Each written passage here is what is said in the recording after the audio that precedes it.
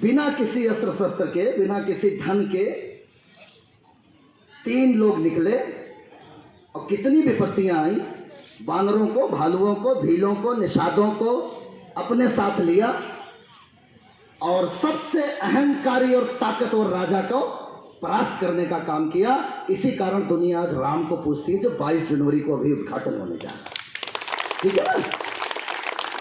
ये मत सोचना कि इससे क्या होगा, इसी से होगा और यही होगा। घर में बैठने से कुछ नहीं होगा, ये तय है। आप अपने घर में डूब के रहेंगे तो कुछ नहीं होगा। अभी चुनाव हो चुके हैं, अभी चुनाव होने वाले हैं। अभी एनपीएस पर निर्णय हो क्यों नहीं रहा, एनपीएस हटा के ओपीएस लाने का, ये मैं कुछ मुद्दे आपके सामने रखना चाहूंगा और उसके बाद अपनी बात खत्म करेंगे। आपके दबाव में कुछ स्टेट गवर्नमेंट ने एनपीएस हटा के ओपीएस देने का आदेश जारी किया है। सामान्य ज्ञान के तौर पर मैं आप लोगों से पूछता हूं, कौन कौन से स्टेट हैं? पंजाब, छत्तीसगढ़, झारखंड, हिमाचल, दिल्ली, महाराष्ट्र में भी कुछ आया था, दिल्ली में आप सरकार ने दिया, राजस्थान, बहुत बढ़िया। लेकिन चिन्ह दिया, उसमें कुछ लोग चले गए, कुछ दूसरे आ गए। अब ये कह रहे हैं कि जो दिया था वो गलत है, वो हम वापस लेंगे, ये भी कह रहे हैं। एक बात और चर्चा में है, बहुत सारे ओपीएस के लोग यहां खड़े हैं, पुरानी पेंशन वाले, वो ये सोच रहे होंगे मन में, कहीं ना कहीं आता होगा, हालांकि खड़े हैं, उनको लाल सलाम। जो नहीं खड़े हैं, पीछे अपने ऑफिसों में है, वो तो ये सोच के नहीं आ रहे हैं कि हमको इससे क्या लेना देना, हम तो ओपीएस में। लेकिन ये ध्यान रखना, अगर एक दिन के अध्यादेश में एनपीएस लागू हो सकती है, तो एक ही दिन के अध्यादेश में आपके ओपीएस पे सीलिंग भी लग सकती है। ये ध्यान रखना, किसी भ्रम में मत रहना, क्योंकि अहंकार कहां जाके खत्म होगा, तानाशाही कहां जाके खत्म होगी, इसकी कोई सीमा नहीं है। अगर मिलिट्री वालों को पुरानी पेंशन देने का काम सरकार ने बाद में किया, तो मिलिट्री वालों को पेंशन न मिले, क्योंकि अब उनको तो पलट नहीं सकते थे, तो उनको पेंशन न मिले, इसके लिए एक नई स्कीम लेके आए और उसका नाम है अग्निवीर। बहुत बढ़िया, आप लोग समझ रहे हैं उसको। उनको पेंशन देने की जरूरत नहीं है, 4 साल निचोड़ेंगे, छोड़ देंगे, जाओ। आप क्या समझ रहे हैं, रेलवीर नहीं आएंगे? हैं? आएंगे, रेलवीर भी आएंगे, चिंता मत करो। वो हाकिम ऊंचा सुनता है शोर मचा, वो हाकिम ऊंचा सुनता है शोर मचा। ये चुनावी चकल्लस है। चुनाव आएगा तो ऐसा लगेगा कि सारे लोग आपके बड़े हितैषी। साथी सुशांत ने कहा, राजनीतिक एजेंडा बन चुका है, और जो सरकारें दे रही है, जिनने एजेंडा बनाया है, इन्होंने एक कानून पास किया है। पता है आपको पीएफआरडी एक्ट किसने बनाया था? कांग्रेस सरकार ने बनाया था। इन्होंने एक कानून पास किया, निर्दोष कोई नहीं है। लेकिन चलो ठीक है, ईश्वर ने उनको फिर भी बुद्धि दी, उनको मति दी, और उन्होंने गलती करके उसको सुधारने के लिए तैयार हैं, तो ठीक है। लेकिन कुछ लोग तो इतने अहंकार में हैं कि वो ये कहते हैं कि ओपीएस देने का सवाल ही नहीं उठता। विधानसभा में कहते हैं, लोकसभा में कहते हैं, पुरानी पेंशन देने का प्रश्न ही नहीं उठता। और अगर आपको इस बात से इत्तेफाक है, इस बात से ईर्ष्या है, अगर आपका इस बात से वो है, गुस्सा है कि विधायकों को क्यों मिलती है, सांसदों को क्यों मिलती है, मंत्रियों को क्यों मिलती है, और जितनी बार विधायक बनते हैं, सांसद बनते हैं, उतनी बार क्यों मिलती है? 9 बार के विधायक हैं तो 9 पेंशन मिलेगी, 9। हमारा मिलिट्री का आदमी रिटायर होकर रेलवे में आके नौकरी करता है, तो उसको कहते हैं एक ही पेंशन देंगे, या तो मिलिट्री वाली ले लो या तो रेलवे वाली ले लो। समझ रहे हो ना?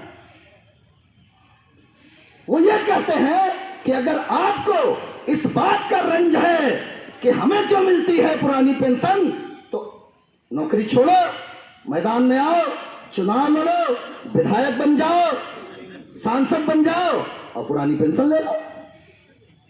तो एक कहता है पकौड़े तलो, एक कहते हैं विधायक बनो, कोई कहता है सांसद बनो।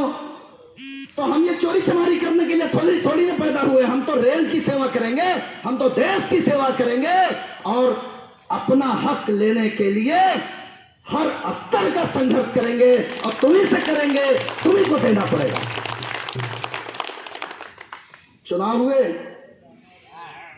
कितने वादे किए गए, पूरा एजेंडा भरा पड़ा है, पूरा एजेंडा। मुझे अशोक चक्रधर जी की एक कविता याद आती है यहां चुनाव के को लेकर के। एक मेमना और उसकी मां बकरी जा रहे थे जंगल में, रात ही संकरी। इतने में आ गया सामने से एक शेर।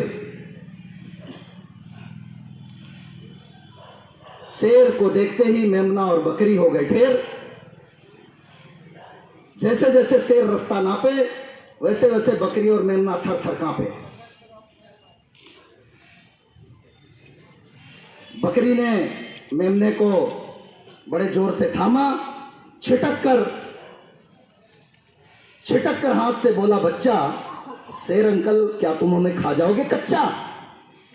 शेर बोला, ना ना ना ना, हे बकरी कुल गौरव, आयुष्मान भव, चिरायु भव, इस जंगल में नहीं होगा कोई अंधेर, उछलो कूदो नाचो। इतने में शेर कर गया प्रस्थान। बकरी हैरान। बकरी बोली, गजब हो गया, भला ये खूंखार शेर किसी पे रहम खाने वाला है। लगता है जंगल में चुनाव आने वाला है, लगता है जंगल में चुनाव आने वाला है।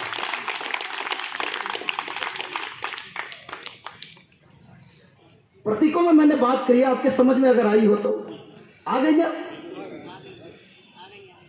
आप लोगों को मजा आया तो एक और सुना दूं। एक कहानी हमने बचपन में पढ़ी थी।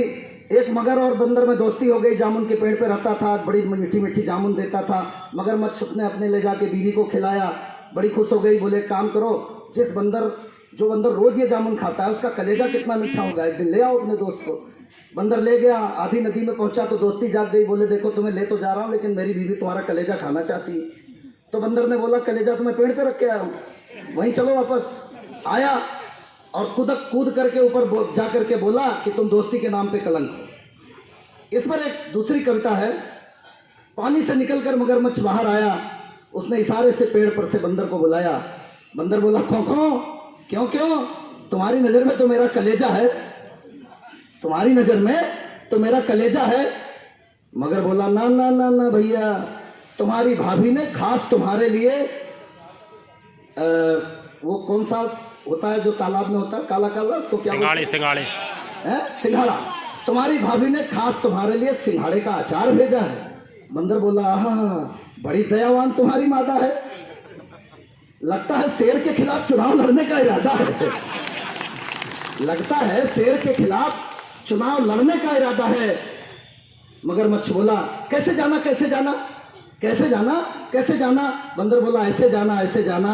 आजकल भ्रष्टाचार की नदी में नहाने के बाद, आजकल भ्रष्टाचार की नदी में नहाने के बाद जिसके दाढ़ी और बाल स्वच्छ हैं, जिसकी छवि स्वच्छ है, वही तो मगरमच्छ है, वही तो मगरमच्छ है। मैंने प्रतीकों में बोला, आप लोग समझ गए होंगे। तो ये चुनाव आने वाले हैं, इन चुनावों में ये सब होगा। लेकिन चुनाव में ही ये भी हो जाए, इसके लिए आपको मैं एक छोटी सी बात कह के अपनी नहीं करना, बिल्कुल डरना नहीं। राम राज के नाम पर भारतीय संविधान के पहले पन्ने पर राम राज की तस्वीर है। 26 जनवरी 1948 को जो संविधान इस देश को बाबा साहब डॉक्टर भीमराव अंबेडकर और डॉक्टर राजेंद्र प्रसाद ने समर्पित किया था, उसके प्रथम पृष्ठ पर राम राज की तस्वीर लगी हुई है।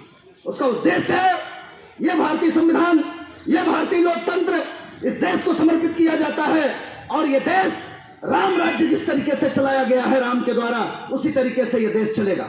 मैं आपको 4-5 पंक्तियां सुनाता हूं राम राज्य की। राम राज बैठे त्रैलोका, हर्षित भय गए सब शोका, बैर न कर काहू सन कोई, राम प्रताप विषमता खोई, दैहिक दैविक भौतिक तापा, राम राज ने काहू बापा, सब नर करे परस्पर प्रीति, चले स्वधर्म निरस्वृत नीति, अल्प मृत्यु नहीं कौन पीरा, सब सुंदर सब विरुद्ध शरीरा, नहीं दरिद्र को दुखी न दीना, नहीं को अबुद्ध लक्षण हीना, फूल फरे सदा तरुकानन, रहा एक सगज पंचानन। ये राम राज की परिकल्पना है जो बाबा तुलसीदास जी ने उत्तरकांड में लिखने का काम किया। इसकी एक चौपाई बहुत महत्वपूर्ण है, दैहिक दैविक भौतिक तापा। राम राज्य की प्रजा में, राम की प्रजा में किसी को दैहिक दैविक और भौतिक ताप नहीं था, कोई कष्ट नहीं था। एक दूसरी चौपाई है, नहीं दरिद्र को दुखी न दीना, कोई दरिद्र नहीं होगा, कोई दुखी नहीं होगा, कोई दीनहीन नहीं होगा। और आज एनपीएस के कारण, आज ओपीएस न मिलने के कारण ये तमाम केंद्रीय कर्मचारी, ये तमाम सरकारी कर्मचारी आज भीख मांगने की कगार पर हैं, दरिद्र होने की कगार पर हैं, दीनहीन होने की कगार पर हैं। ये कैसा राम राज है? राम के नाम पर वोट मांगकर सत्ता में आने वाले लोगों को ये बात अच्छे से समझ लेनी चाहिए कि राम राज नहीं है, यह अहंकारियों का राज है, यह दमन करने वाले लोगों का राज है। और अगर वाकई में आप रामचरितमानस से प्रेरणा लेते हो तो तुलसीदास जी ने लिखा है, जासु राज प्रिय प्रजा दुखारी, सो नृप अवश्य नरक अधिकारी। अगर आप स्वर्ग और नरक में विश्वास करते हो और आपके राज्य में प्रजा दुखी है, उस राजा को नरक मिलेगा। अगर आप ये भी सोच करके चलते हो, मत मानो हमारी मांगे, लेकिन अगर आप रामचरितमानस को आधार मान के इस देश की सत्ता में रहना चाहते हो तो आप अच्छे राजा बनो और जनता के दुख दर्द का काम हटाने का काम करो। और हमारी ये जो बच्चियां बैठी हैं, ये जो भाई बैठे हैं, ये जो तड़प रहे हैं, इनका बुढ़ापा कैसे कटेगा, इनका शरीर कैसे जो है वो कोई सेवा करेगा? जब इनके हाथ पैर कमजोर हो जाएंगे, जब ये बिस्तर में पड़ जाएंगे तो इनकी सेवा करने वाला कोई नहीं होगा। 900, 1800, 500 रुपए में कोई भी बेटा बेटी बहू आजकल सेवा करने के लिए तैयार नहीं होगा। ये हमारी सामाजिक सुरक्षा है, इसे देने का काम करें। और जो लोग आपको इस रास्ते से भटकाने का काम करें, मैं आपको ताश के पत्तों का एक खेल बता के अपनी बात खत्म करूंगा। साथियों, सभी लोग ताश के पत्तों को जानते हैं लेकिन उसका अर्थ कोई नहीं समझता। ताश के पत्ते में 52 पत्ते होते हैं। ताश के खेल में 52 पत्तों में 4 कलर के पत्ते होते हैं और 13 पत्ते सभी के होते हैं। चाहे आप पान का ले लो, चाहे ईंट का ले लो, चाहे चिड़िया का ले लो, चाहे हुकुम का ले लो, 13 पत्ते होते हैं। सबसे कमजोर पत्ता होता है दुग्गी। सबसे कमजोर पत्ता क्या होता है? दुग्गी। क्यों? क्योंकि 2 अलग अलग लोग हैं ताश के पत्ते में, 2 अलग अलग लोग हैं, वो दुग्गी हैं, वो कमजोर हैं। उन पे भारी पड़ते हैं 3 आदमी। 2 आदमी पे भारी कौन पड़ता है? दुग्गी पे भारी है तिग्गी, तिग्गी पे भारी है चौवा, 4 पे भारी है 5, 5 पे भारी है 6, ऐसे 9 पे भारी है 10 लोग। वो 10 अलग अलग लोग हैं, 10 अलग अलग लोग हैं ताश के पत्ते में। दहला जिसको बोलते हैं, उस दहले पे भारी पड़ता है गुलाम। कौन भारी पड़ता है? गुलाम कौन है? जो आपके बीच का आदमी, अफसर के घर में काम करता है, सरकार के घरों में काम करता है, आप ही के बीच का आदमी है। उनके बर्तन धोता है, कपड़े धोता है, झाड़ू लगाता है, वो गुलाम होता है। वो आपकी चुगली करता है। क्या करता है? चुगली करता है। जो उनके नजदीक रहता है, सरकार के नजदीक, सत्ता के नजदीक, ताकत के नजदीक, वो 10 लोगों पे भारी होता है अकेला गुलाम। गुलाम पे भारी कौन होती है? उसकी बीवी। गुलाम की बीवी नहीं, गुलाम की बीवी नहीं है, वो राजा की बीवी है। किसकी बीवी है? वो गुलाम पे भारी पड़ती है। वो अपना पेटीकोट तक धुलवाने का काम करती है। बुरा नहीं मानना। और वो बीवी पे भारी पड़ता है वो राजा, जो सत्ता में है, जो कुर्सी पे है, जिसमें ताकत है। और उस राजा पे कौन भारी पड़ता है? बताइए। इक्का क्या है? वो तो एक ही है, वो तो अकेला है। वो अकेला नहीं है। वो जो दुग्गी थी, वो तिग्गी थी, वो चौवा था, वो पंजे थे, वो नहला था, वो दहला था, अलग अलग थे। वो सब क्या हुए? इकट्ठा हो गए। इकट्ठा होके ऐसे इक्का बना, और इक्का राजा के ऊपर भी भारी पड़ता है। एकता बना के रखो, इकट्ठे रहो। कोई भी राजा होगा उस पर भारी पड़ने का काम करेंगे।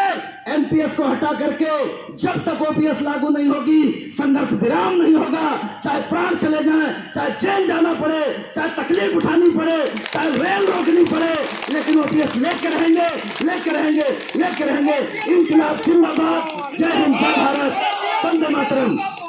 भारतीय शुक्ला संघर्ष करो, भारतीय शुक्ला आगे बढ़ो, भारतीय शुक्ला जिंदाबाद, भारत माता की, भारत माता की, वंदे वंदे, इंकलाब इंकलाब। धन्यवाद साथी।